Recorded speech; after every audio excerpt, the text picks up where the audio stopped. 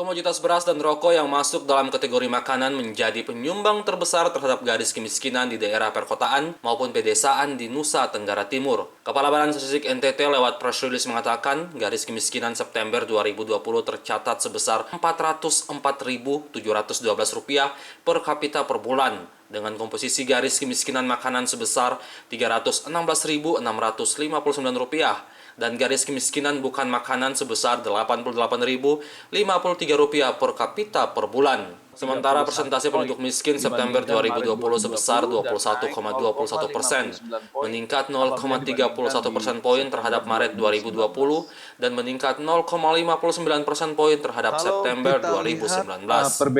Perbedaan peningkatan kemiskinan antara masyarakat pedesaan dengan masyarakat perkotaan, peningkatan kemiskinan di pedesaan memang jauh lebih tinggi dibandingkan dengan perkotaan. Bapak Ibu sekalian, saya perlu informasikan bahwa jumlah penduduk miskin di perkotaan dibandingkan dengan jumlah penduduk miskin secara keseluruhan itu ada 10%, sehingga ada 90% jumlah penduduk miskin itu berada di pedesaan.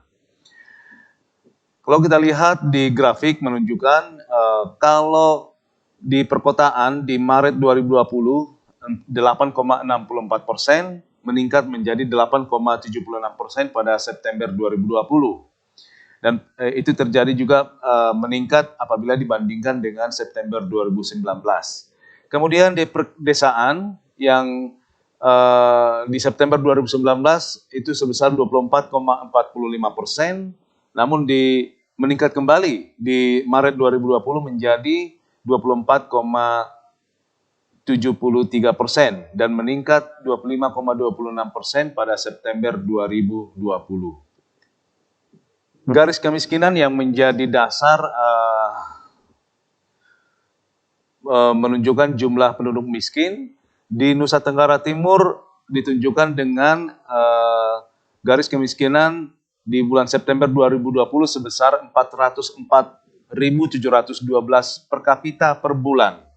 Selama Maret-September 2020, garis kemiskinan naik sebesar 0,42%, yaitu dari 403.000 per kapita per bulan pada Maret 2020 menjadi 404.712 per kapita di bulan September 2020 ini.